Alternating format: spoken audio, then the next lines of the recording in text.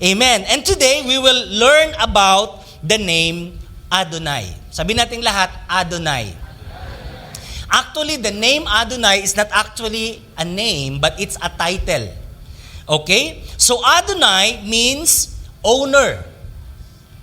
Owner. O kaya, mas kilala natin siya sa Lord or kaya Master. So, that's the meaning of Adonai. Now, the word Adonai is quite interesting, and this is plural in form. Just like Elohim, Elohim is plural, Adonai is also plural. Ang ugat na salita po nito ay nanggagaling sa salitang Adon, na ang ibig sabihin is to rule, sovereign, at ito yung pinakamalinaw, controller. Sabihin natin lahat, controller. Tanungin mo nga yung katabi mo, sino ang controller ng buhay mo? Pinakasimpleng kahulugan nito is Lord, Master, and Owner. Now, pag nabasa niyo sa Bible niyo yung Lord, capital L, no, it refers to His deity. Ang binabanggit niyan ang Diyos. Okay? Pero pag nabasa naman small l lang, L-O-R-D, it refers to human. So, sa atin, lingwahe ngayon, yung salitang Adonai, Adon, or Master, kung tawagin, i-address yan sa mga taong Sir, Ma'am. Parang ganun lang siya. Para siyang boss, okay? But the deeper meaning is owner. Someone that owns. And again, nabanggit ko sa inyo kanina that Adonai is a plural form. It refers to our God. Kasi nga, Elohim is plural, Adonai is also plural. Sometimes, the word Adonai is to be pronounced like Adonim. It's like Elohim, no? Kaya yung yung mim sa dulo, that speaks of plurality. So what does it mean, Pastor? Marami ba tayong Diyos? No. We have one God in essence. Iisa ang ating Diyos, but our God revealed in three distinct persons.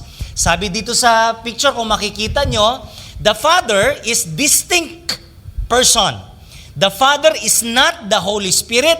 They are different from each other. The Holy Spirit is not the Father nor the Son, and the Son is not the Father nor the Holy Spirit. Magkaibang persona po ito. They made up of three persons, okay, to come up with one essence. So, iisa ang ating Diyos, nagpapakilala sa tatlong persona. So, bakit Adonai? Bakit plural siya? Yeah, because it refers to our God. One in three persons. Another thing about Adonai, the word AI at the end is suffix. Sa English, ang salitang suffix, it intensifies the root word. No, pinapatindi niya, pinapalakas niya yung root word. Kaya kung ang root word is Adon or Master or Lord, pag nilagyan mo ng AI sa dulo, it intensifies the word. So it becomes Lord of Lords. Nakuha nyo? Adonai, hindi lang siya ordinaryong Lord, but because of the suffix at the end, it intensifies. It becomes Lord of Lords. Kaya pag nabasa niyo po, narinig niyo po yung Adonai, dapat papasok sa isip natin, Lord of Lords, Master of Masters, and Owner of all things. Okay? So that's the word Adonai. Kaya every time we sing the name of God, Adonai, we encounter the word Adonai, alam natin at naintindihan natin, it speaks about, it describes who He is. He is our Master. Okay, now, I want to show you a verse in Psalms chapter 50, verse 10. Ang sabi po, for every animal of the forest is mine, and the cattle on the 1,000 hills, I know every bird in the mountains, and the insects and the fields are mine. If I were hungry, I would not tell you, for the world is mine, and all that is in it. So makikita po natin sa verse na ito na ang Diyos, hindi lang siya creator, He is also Adonai. He is also the owner of all things. Si Elohim, nakilala natin siya, creator of all things, but Adonai is the owner of all things. May kaibahan ba yan, Pastor? Yes, there's a huge difference. And later on, i-discuss po natin yan. God is our Elohim, but He is also our Adonai. So Elohim is creator, Adonai is owner. But in most instances, God is our Elohim, but not our Adonai. Madalas po, si Lord, tagapaglikha lang natin, pero hindi talaga siya Adonai. In other words, hindi siya yung master. Hindi siya yung supreme authority ng buhay natin. Hindi siya ang madalas na susunod. Sabihin mo sa katabi mo, mukhang topic na naman tayo ngayon. Amen. Now, let me give you a very good illustration. Okay, now, I have a phone here. As kung nakikita niyo po, meron pong cellphone dyan. That phone is created by Steve Jobs. But, if you avail that phone right now, okay, still, Steve Jobs is the creator, but he is no longer the owner. Because you are the owner, wala nang mag-uutos pa sa'yo. Bibili ka ng casing. Amen. Because you are the responsible for the safety, for the protection, for the care, and for the proper usage of the thing that you own. You are now the owner. Sabihin mo sa katabi, you are the owner. Therefore, ownership means responsibility. What you owned, you took responsibility for. Ikaw ang responsable dyan. Amen. Kasi ikaw may-ari niyan. Kaya, I have this next question to you. Who owns your life? Tanungin mo daw yung katabi mo, who owns your life? Who is the one that controls? Who is the one that decides for you? Meron talagang nagdi-decide para sa atin eh. Kung hindi magulang mo, kapatid mo. Kung hindi kapatid mo, ibang tao. Kung hindi ibang tao, ikaw. Kaya who is the owner of your life? Who owns your life? Who controls you? Who decides for you? Who is the final say? The final authority that you obeyed? Ikaw ba yung katulad ni William Henley? Sabi ni William Henley, well, I am the master of my fate. And I am the captain of my soul. Huh? Who is the owner of your life? Who is the master of your life? Sino ang nag-uut? Sino ang sinusunod mo? Who is the captain of your soul? Kasi if you are the captain of your soul, then you are responsible for it. Amen. Minsan natataka ka, bakit ako napadpad sa lugar na ito? Siyempre, ikaw ang kapitan ng barko mo. Bakit ganito nangyayari sa buhay ko? Siyempre, ikaw ang kapitan ng barko mo. Sino man ang nagdi-dictate sa'yo, sino ang sinusunod natin, is the owner of our lives. Kapag hindi na maganda nangyayari sa buhay natin, madalas nating sinisisi si Satanas. Sabi ni Satanas, wala pa man akong ginawa sa'yo, ako lagi pinagbibintangan mo. While ang issue, hindi naman talaga si Satan, ang pinaka-issue dito, who is the owner of your life? Who is the Adonai of your life? Is it He or me?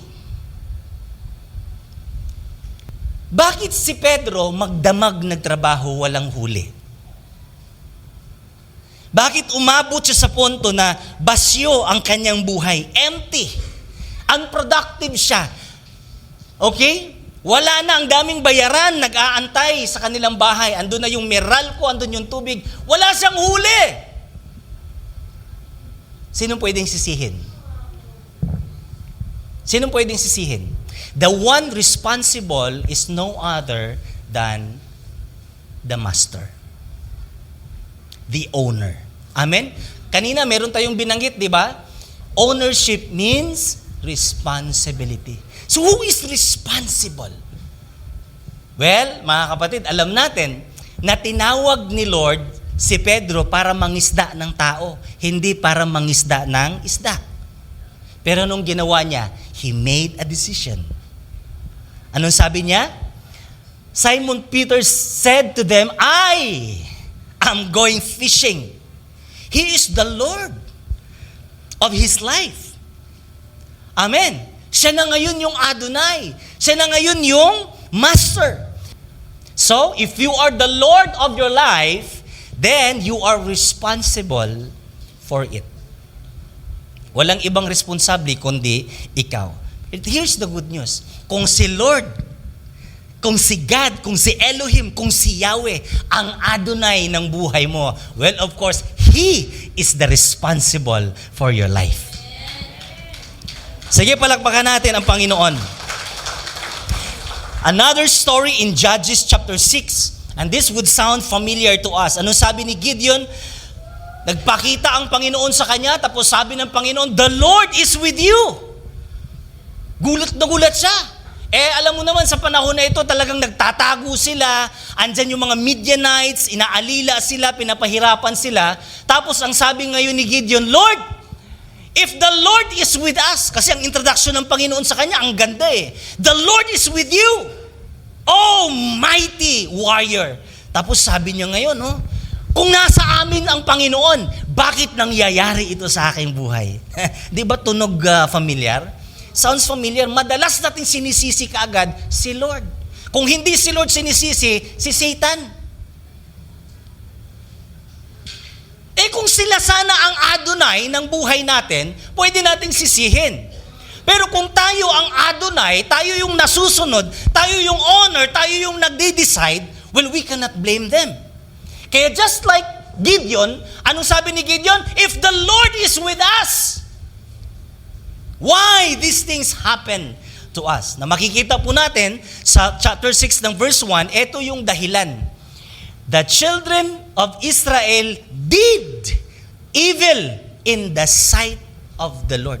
Kapag ikaw ang nag-decide, ikaw ang nasusunod, you become the master of your fate and the captain of your soul, then you are the very responsible. Now, look at what happened to the prodigal son.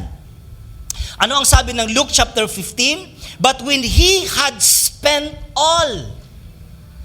Bakit daw yung tao umabot sa punto wala nang makain? Buti pa yung baboy na kanyang inaalagaan may makain, pero siya wala nang makain. Sinong pwedeng sisihin? Si Lord? Hindi mo masisi si Lord, yung tatay niya walang ginawa. Amen. Nag-decide eh. Si Satan din wala ring ginawa sa taong ito. Paano siya kumantong sa ganong sitwasyon? Well, he tried to lord or to become the master of his own faith. Sabi niya, gusto kong i-master yung riches. Di ba? Kaya kinuha niya yung inheritance niya. Marami sa atin gusto nating i-master yung pagyaman. Hindi masama yon. Pero mga kapatid, ito ang danger. The things you try to master will eventually master you.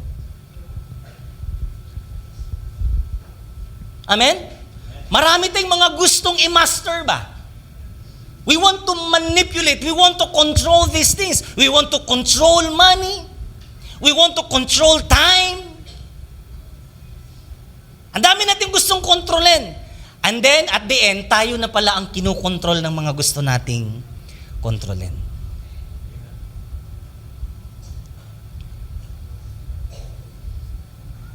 So, what will happen if we fully surrender our lives to Adonai? So, the key here is to surrender our lives to Adonai. Number 1, there is clarity. Sabihin natin lahat, clarity. Sabi niya ngayon sa verse 2, first time na lumabas ang salitang Adonai. Ito ang sabi ngayon ni Abraham. Abraham asked Adonai Yahweh, Lord, Lord. Wala akong tagapagmana, Panginoon. Pinangakuhan mo ko ng lupa, pinangakuhan mo ko ng kayamanan. Sabi ni Abraham, aanihin ko yung kayamanan, wala naman akong tagapagmana. But there's something about this word Adonai. The day he learned to submit himself to the Lord, something happened. He received clarification, more information about God and about God's promises in his life. First, anong sabi ng Panginoon sa kanya? Lumabas ka, tignan mo yung mga bituin, bilangin mo yan, magiging ganyan kadami ang iyong mga anak. Paglabas ni Abraham, nakakita niya luminaw ang pangako ng Diyos. Kasi lumalabo sabi niya, Lord, paano ako magiging tatay? Ang nasa isip niya lang, paano ako maging tatay? Paano ako magkaroon ng anak? Lumalabo, 10 years, walang nangyari. Nilabas siya ng Panginoon, lumabas ka, bilangin mo yung bituin. Binilang ng ganyan, hindi na mabilang. Nagkaroon siya ng kaliwanagan. Ganito pala kadami magiging anak ko. Nakuha? God give him clarity. At pagdating sa bandang baba, makikita po natin, pinatulog siya ng Diyos. Ito ang linaw talaga, sabi ng Panginoon, magkakaroon ka ng lahi, magkakaroon ka ng anak, pero ang pamilya mo, ang lahi mo magiging alipin for 400 years in Egypt. Magiging alipin sila, but eto yung matindi pang clarification ng Lord sa kanya. Aalis din sila sa Egypt, pero pag alis nila sa Egypt, katakot-takot na kayamanan ang kanilang babaunin. Ang linaw, Sige, palakpakan nga po natin ang Panginoon. There is clarity when we submit to the Lordship, to our Adonai. Now, another thing about this verse is that God taught Abraham what Adonai or ownership truly means. Tinuruan siya ng Panginoon kung anong ibig sabihin ng Adonai. Kasi, kailangan natin matutunan paano yung Adonai, anong kahulugan ng Adonai. Kasi at some point of our lives, we are also Adonai to our subjects. Amen? So, tinuruan siya ng Panginoon kung ano ang Adonai. Alam mo, 4K resolution. Sobrang linaw ang tinuro ng Diyos sa kanya. Now, nasa chapter 15 tayo. Ang chapter 14 is the story of the rescue of Lot. Do you remember? Chapter 12, tinawag siya ng Panginoon, sinama niya si Lot. Nandamay. Ito namang si Lot, sumama din. Nang tanong, hindi niya anak si Lot, pamangkin niya. Anak ng kapatid niya, either ng kuya niya siguro, no? Sumama sa kanya. Ang tanong, kaninong responsibilidad si Lot? Ha? Kay Abraham. So siya yung owner kahit papano. Are you following? Tinuruan siya ng Diyos kung ano ang ownership. Sabi ng Lord sa kanya, Abraham, bago ka magkaroon ng sarili na anak, dapat matuto ka muna kung ano ang tunay na kahulugan ng Adonai or ownership. Etong si Lot, kahit medyo pasaway, okay? Responsibilidad pa rin ni Abraham. Amen? So ngayon, nag-away-away sila, tapos etong si Lot pumunta sa Sodom at Gomorrah. Ngayon, ang Sodom at Gomorrah, ginyera. Okay? Nakaptib siya ngayon, nabihag na sama. Pumasok ngayon si Abraham. Kahit pasaway itong si Lot. Kaninong responsibilidad? Ownership is responsibility. So kailangan matuto muna tayo ng responsibilidad. Magiging responsible muna tayo bago tayo pagkatiwalaan ng Diyos ng marami pa. And that is the law of stewardship.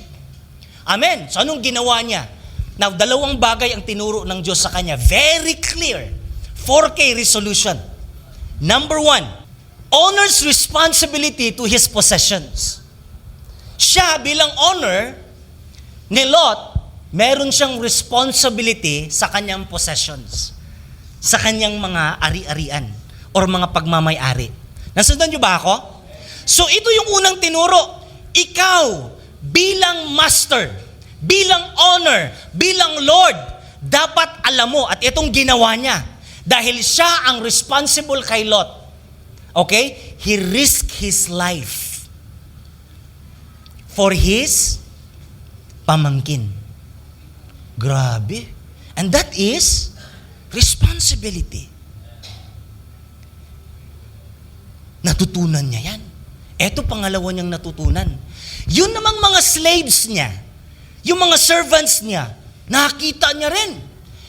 They risked their lives for Him. Hello? Andyan ba kayo? Dalawang bagay, two sides of the story ang tinuro ni Lord sa kanya. What is Adonai? What is ownership truly means? Unang-una, siya bilang master, dapat handa niyang ibigay ang kanyang buhay doon sa kanyang pagmamayari. Amen? Pangalawa, yun namang kanyang mga pagmamayari, handa ring ibigay ang kanilang buhay doon sa mga nagmamayari sa kanila. Wow! So, parang sinasabing ganito, kung si Adonai, listen to this, kung si Adonai ang nagmamayari pa din sa ating mga buhay, kung si Adonai ay ating pinapahintulutan pa rin at sinusuko pa rin natin sa Kanya ang ating buhay at kinikilala natin siya bilang Adonai, here's the point that I want you to take. Handa niyang ibigay ang kanyang buhay para sa kanyang mga pagmamayari. He is willing to risk His life for us because He is the very responsible for His properties, for His possessions. While on the other hand, eto natutunan ni Abraham, tayo naman na mga pagmamayari ng Diyos. Kung kaya niyang ibigay ang kanyang buhay sa atin, dapat tayo din kaya nating ialay ang ating mga buhay para sa Kanya. That is ownership. That is lordship. That is Adonai. Amen ba? May natutunan ba tayo? Just like Jesus. Pag binasa natin yung kwento ng mga disciples, lahat ng kanyang mga disciples namatay. Inalay ang kanilang buhay para sa Panginoong Jesus. At anong sabi ng Bible? They would call Him Lord. Bakit yung mga disciple kahit binalatan na, nagsiserve pa rin kay Lord? Handang ialay ang kanilang buhay sa kanilang master, sa kanilang Lord, kasi naintindihan nila ang konsepto ng Adonai. Amen. Naintindihan nila kung ano yung Adonai. So, yeah, what will happen if we fully surrender our lives to Adonai? There is clarity. So, number 2, there is fertility. There is clarity and there is fertility. Samahan niyo ko sa 1 Peter chapter 3 verse 6. Like Sarah, who obeyed Abraham and called him her Lord. Ano dong tawag ni Sarah sa kanyang husband? Lord. Mga husband, may mga husband ba dito? Bawi. Piluin mo, ang sarap naman nun. Tawag ng kanyang wife sa kanya, oh my Lord. Hallelujah! Praise the Lord! Napangiti si Brother Robert, oh my Lord. Ibig sabihin, oh, my owner! Pero hindi lang po yun, ito ang ibig sabihin yan.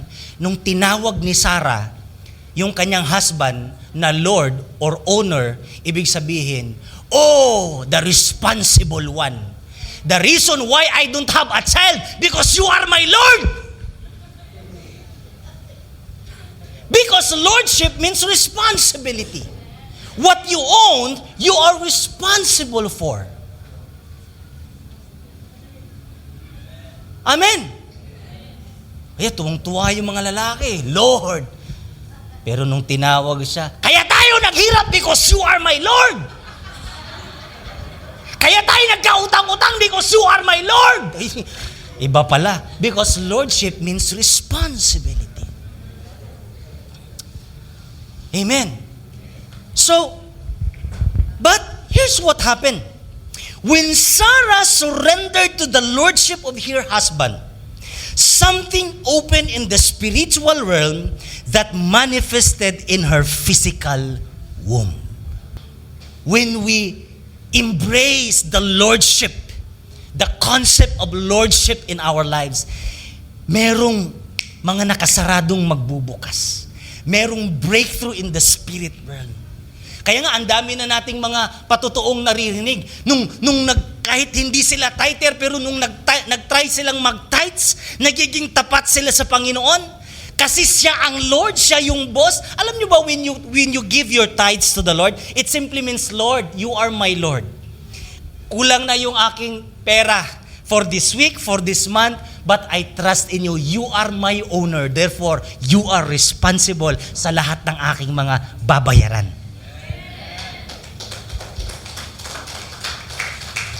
When we call Him Lord, it simply means He is responsible. When we embrace His Lordship, parang sinasabi mong, Panginoon, Ikaw na ang bahala sa akin. Amen pa ba? Hallelujah. So, when Sarah honored his husband, when he called him Lord, something happened. Something breaks in the spirit realm. Nagkakaroon siya ng breakthrough. Alam niyo ba ang salitang Sarah, galing po yan sa salitang Sarai. Itong name na Sarai is very dominative. Very dominative ba? Yung parang mas matapang pa siya sa husband niya. Ano?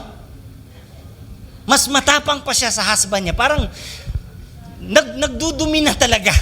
No? There is dominating spirit in this name. But the day he submit herself to her husband, something break in the spirit realm. Amen. Kaya if we submit our lives to our God, something breaks in the spirit realm. There will be breakthrough in your life. There will be breakthrough in your finances. There will be breakthrough in your marriage. Hallelujah. There will be breakthrough in your career. There will be breakthrough in your ministry. Something break in the spirit realm. Ang pagpapasakop, mga kapatid, hindi po yan katalunan. Yan po ay kapanalunan. Palakpakan nga po natin ang Diyos. Hallelujah. So what will happen if we fully surrendered our lives to Adonai? There is clarity, there is fertility, all right? And then there is liberty. Now look at Exodus chapter 4 verse 10. Ang daming inutos ng Diyos kay Moses. Anong sagot ni Moses? Sabi niya, "Please, Adonai, I'm not a good speaker. I've never been a good speaker, and I'm not now, even though you've spoken to me, I speak slowly and I become tongue-tied easily." Hindi ako magaling magsalita, Lord. Hindi ako magaling dyan. Alam niyo po, nung in-address niya si Lord, nung niyakap niya ang pagiging Adonai ng Panginoon, sabi niya, Lord, is another way of saying, Lord, hindi po ako magaling. Lord, hindi po ako able, hindi po ako expert sa ganitong bagay, but you are my Adonai. You are my master. You are my owner. I will obey you. I will submit to you. I will surrender everything to you. At alam niyo po, because of that, the entire nation was delivered. Nagkaroon ng liberty, nagkaroon ng kapayapaan ng buong bansa. At lahat po yun nagsisimula when Moses learned to embrace the lordship of Adonai. Amen? Hallelujah. Finally, what will happen if we fully surrender our lives to Adonai? Number 4, there is victory. Ibalik ko po kayo sa Judges chapter 6, verse 15. Ano ang sabi ng Panginoon kay Gideon? Gideon, go in the strength that you have. Tinawag kita, pinili kita. Anong sagot ni Gideon? Pardon me, my Lord. Pardon me, my Lord. Gideon replied, how can I save Israel?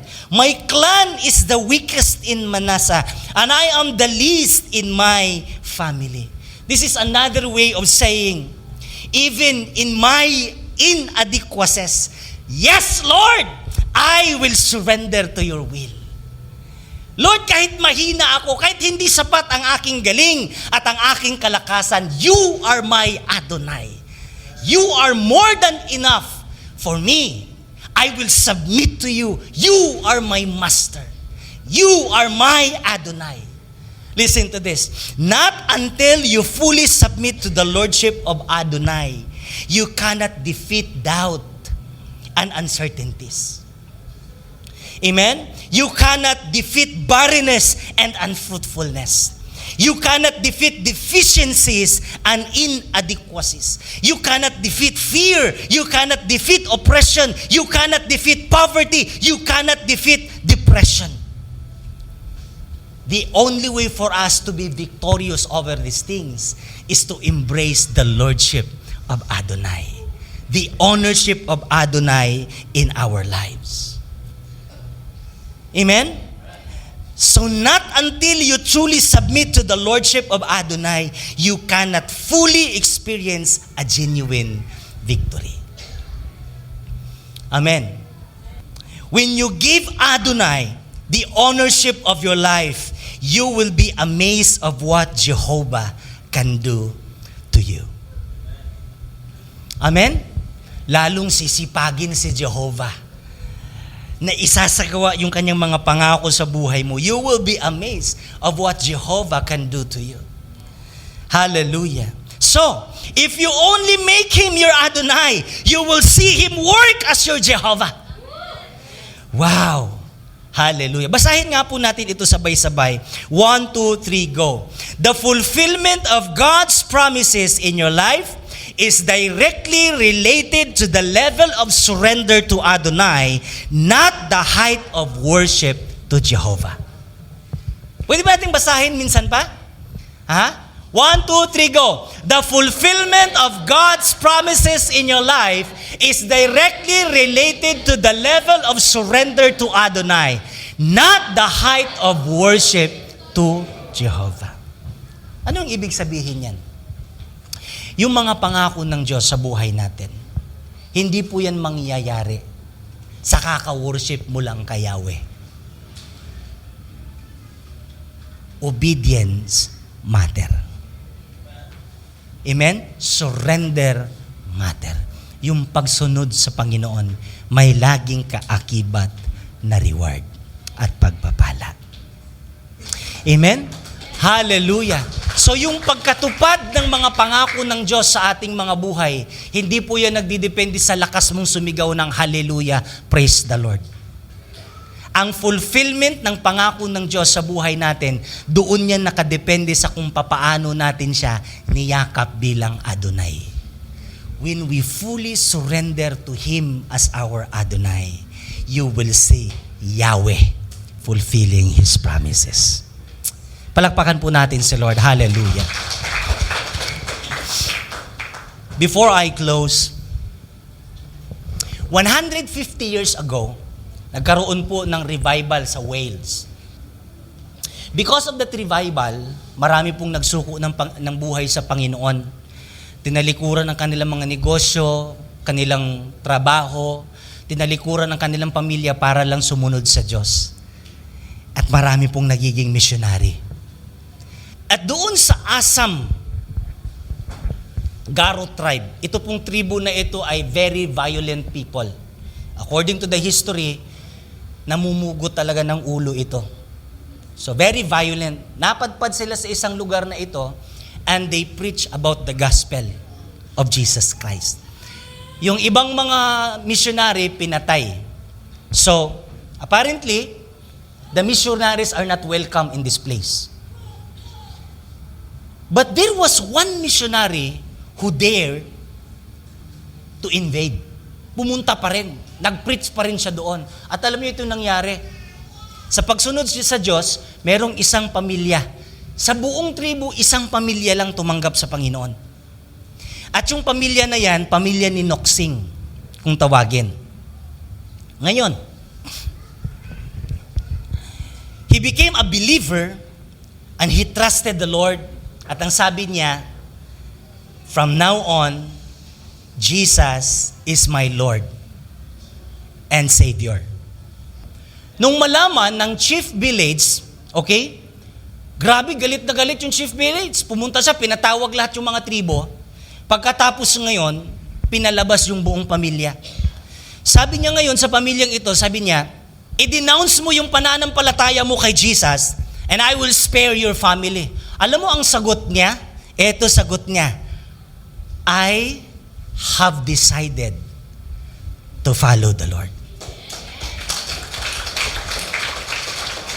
Isang signal lang ng kamay, yung dalawa niyang anak pinagpapana. Pakitang-kita niya sa dalawa niyang mga mata kung papaano yung sinapit ng dalawang anak. Nung maubusan ng hininga yung mga bata, sabi kaagad ng chief village, if you don't denounce your faith, the next will be your wife. Nag-iyakan sila habang tinitignan niyo yung anak. Anong sagot niya? Ito yung sagot niya. Though no one joins me, still I will follow him. Pang! Pinagpapanana naman yung asawa. Kitang-kita niya yung asawa namamatay. Anak, asawa, namamatay.